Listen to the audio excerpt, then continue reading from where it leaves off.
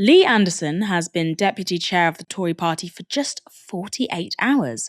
And he was a surprising pick, to say the least, and one that Rishi Sunak may already be regretting. That's because before the MP for Ashfield was appointed as deputy chair, he gave an interview to The Spectator, where he aired some pretty hair-raising views. The Spectator asked him whether he'd support the death penalty. He told them this. Yes. Nobody has ever committed a crime after being executed. You know that, don't you? 100% success rate. Now, I'd be very careful on that one because you'll get certain groups saying, you can never prove it. Well, you can prove it if they have videoed it and are on camera, like the Lee Rigby killers. I mean, they should have gone, same week. I don't want to pay for these people. No one ever committed a crime after being executed. True. Also true. Plenty of people never committed a crime before being executed either. Now, it seems pointless trying to engage in the moral arguments with someone like Anderson, but since he's very worried about how much it costs to house killers, let's get into that instead. In countries like the US, because the death penalty is irrevocable, trials involving it tend to be lengthier, and there are usually several opportunities to appeal. Now, all this adds enormously to the cost. Equal Justice USA works to reform the American criminal justice system. They report this. The most rigorous cost study in the country found that a single death sentence in Maryland costs almost $2 million more than a comparable non-death penalty case. Before ending the death penalty, Maryland spent $186 million extra to carry out just 5 executions. A similar study showed that California has spent over $4 billion extra for the death penalty since 1978. But since Anderson thinks that Rigby's murderers should have been executed within a week, perhaps he's no fan of lengthy trials either. Now, Anderson, of course, had some thoughts on small boat crossings too. They are seeing a country where the streets are paved with gold, where once you land, they're not in some manky little fucking scruffy tent. They're going to be in a 4-star hotel. And they know that Serco is buying up houses everywhere to put them in for the next 5 years. Why wouldn't you come? I'd send them straight back the same day. I'd put them on a Royal Navy frigate or whatever and sail it to Calais, have a standoff, and then they'd just stop coming. It may seem pretty astounding that a guy with these ideas and such wonderful expression of them is now deputy chair of the Tory party. But of course, that's the cynical reason Sunak appointed him, to say reactionary things that appeal to the right wing of the base. However, the Prime Minister himself has been pretty quick to distance himself from the man he appointed literally 2 days ago. What would you say to your colleagues who want to bring back the death penalty in this country? Well, that's not my view, that's not the government's view, but we are united in the Conservative Party in wanting to be absolutely relentless in bearing down on crime and making sure people are safe and feel safe. The Spectator interview, however, isn't the only Anderson media appearance that's been making waves. Remember this incident from Anderson's campaign trail in 2019? Let's get a few shots of you on the knocker, if that's all right. Yeah. So he took us across the road, and on the third door, an effusive supporter.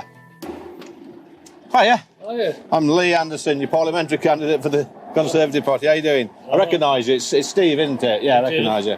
How you doing, mate? All right. Yes, I'm just doing a bit of last-minute campaigning. Are you going to be voting on December the 12th? And do you mind me asking which way you're going to go this time? Well, I'm going with you. There's no way Labour are ever going to get my vote again. And he liked Mr. Anderson's very personal policy initiative this week. I watched that video. Yeah. What do you mean, putting antisocial people in tents? Yeah, I think he was a bit soft. That now. I think you're a bit soft on it. A bit soft? Yeah. What would you do then? I'd give cat and nine tails for. Cat of nine tails? Make them wear a pink tutu. Pink That'd stop them going round bullying anybody. What about that? I can't support this. Can we just cut there for one moment, please? You can't support the cat of nine tails? No, I can't support that. He obviously got very strong opinions, but Very strong. but I can't support that. Well, thank you. Thank you very much indeed. Unknown to Anderson, however, he'd been wearing a live mic just minutes before that supposedly spontaneous visit. And that's how journalists caught this. Don't just make out you don't make out you know who I am. You know I'm the candidate, but not a friend. All right. I'm out at staff car park. Have a quick look. Yeah. All right, my daughter, I'll see you in a minute. That right there is a direct view into the slippery and totally untrustworthy nature of British politics. But Lee Anderson would prefer if we all just forgot it. And luckily for Verity Cowley, who hosts a radio show on BBC Radio Nottinghamshire, she didn't get the memo. There is a worry by some that you are that you might be a bit dishonest. No, not really. I mean, have you ever told a lie about it? I'm not, but we're not here to talk about me. We're here to talk about you. No, that's the question. Have you ever told a lie? Well, I'll tell you what I'm talking about when I'm talking about dishonesty. I'm talking about that video that you did, where you asked a friend to pose as an anti-Labour swing voter. Have you ever told a lie? But we're not talking about me. But this isn't. I'm not. No. Let's have a balanced conversation. Have you ever told a lie? Well, I've not asked somebody to pretend to be somebody that they're not. Have you ever told a lie? No, I've not asked somebody to pretend. Have you? So, Verity, have you ever told a lie? It's a yes or no answer. What I'm saying is, I've never asked somebody to pretend to be something that they're not, just to further my campaign. I've not asked somebody. Have you ever told a lie? And I am asking you whether that is dishonest. Well, just answer the question, please. Have you ever told a lie? I mean, what do you mean? We, as humans, you tell false truths to protect people. So you're a liar. You say false truths. So you're dishonest. I'm not saying you're dishonest. What I'm saying is there is a concern that, based on what happened when you asked a friend to pretend to be an anti-Labour swing voter and you were caught doing it on camera, there is a concern about honesty when it comes to you. And I suppose I'm just... But and let's talk about that then, because I think that's really important. So we've established that you are dishonest in the conversation because you've admitted you tell lies. That interview went on for a full 11 minutes and 14 seconds. Normally, the BBC would cut something of that length down, but Anderson wasn't having it. Okay, I think we'll leave it there. Thank you for your time. Yeah, well, make sure you play all that. Make sure you play all that clip, Verity, because if you chop it. I'm going to struggle to play. Leanne, I am going to struggle to play it all because it is 10 minutes and we don't have 10 minutes of time. But if you chop it like I did last time, that's the last clip I did to Radio Nottingham. I want it all on, please. I'm not going to be able to play it all because it's 10 minutes long. But this is also put any on. Pardon?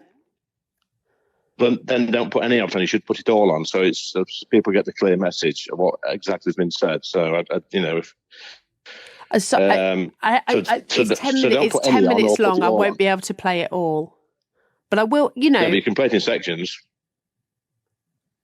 I can't. I mean, I've got to refer it to a producer. That's how we work here. We work as a team. But let me just listen to it. Let me just listen to it. Yeah. And I'm just saying to you not to put it on. Then I'm saying to you, let me just listen to it. There is a way of playing it where we're not playing 10 minutes out, but we're getting a flavour of what is being said. So let me just go back and listen to it. Let me refer it to my producer, and we'll take. I'm asking you now not. Oh, no, you're not listening to me. I'm asking you now not to play it. Why are you asking me that? Because I can't trust you to play the whole lot and be fair to me. We're supposed to be talking about my role as a chair. But no, you're not. Well, then we can just play that bit out. No. Listen, please listen. We were supposed to be talking about my role as deputy chairman, not the other stuff. But it all kind of. So you went off at a tangent. If they'd owned that, no, it doesn't. It might do to you, but to me, it doesn't. I came on to talk about, as a favour to who, to talk about my role as the deputy chair. So don't play it, please. If you do, I will never give you anything again. The BBC eventually played the whole thing. Now, it looks like Rishi Sunak has appointed a man with extreme views on both capital punishment and radio production as deputy chair of the party to offset the more moderate and anonymous Remainer he's appointed as chair, one Greg Hands. Ash, is this a strategy that will actually appease the rabid Tory right wing? I don't think it's likely to appease anyone within the Conservative Party, and that's because Rishi Sunak's position is structurally very, very weak. He doesn't have a mandate from the Tory party membership, and he has the invidious position of being blamed both for Boris Johnson's defenestration and for letting him remain in power for so long. Also, the fact that he's turned away from many of the characteristic Liz Truss era policies means that he's very unpopular with the low tax contingent. And as we saw last week with Boris Johnson and Liz Truss doing the best they could to keep their profiles, on life support and to remain in the public eye, he does have, as it were, alternative candidates for party leader or indeed prime minister who are milling around quite conspicuously just behind him. So I think that this is certainly an attempt to appease the Tory authoritarian reactionary right wing, but the conditions aren't there for Rishi Sunak, I think, to truly pull it off. I mean, what's really interesting is that Lee Anderson is kind of the most unpolished version of something that Rishi Sunak's predecessors have had to do. So with Boris Johnson, putting Priti Patel, who also was very much in favour of bringing back hanging, at least she was before she was a government minister, he used her effectively to defend his right flank. And that's also why it was so difficult to get Cressida Dick to step down as Met Police Commissioner, which is he had quite a close relationship between Priti Patel and Cressida Dick, and you had that relationship between Boris Johnson and Priti Patel, so much so that when she was found to have breached the ministerial code over bullying, effectively Boris Johnson said, rally the troops, we're going to defend Priti Patel. And that's because she played a role in his political strategy.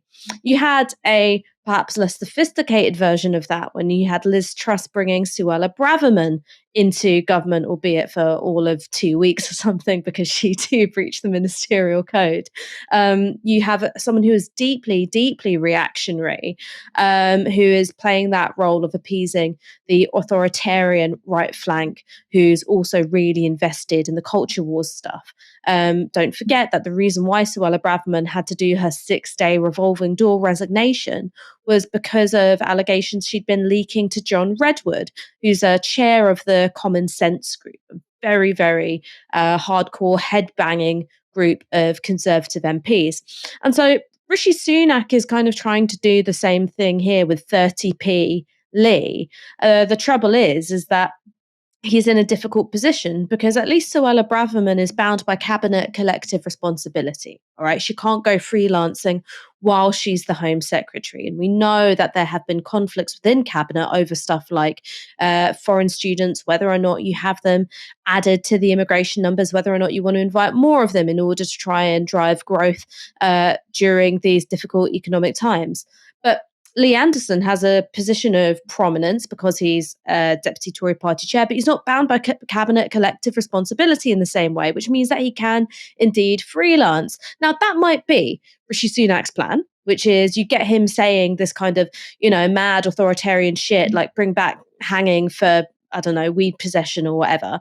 And that's something which plays to the base and riles them up.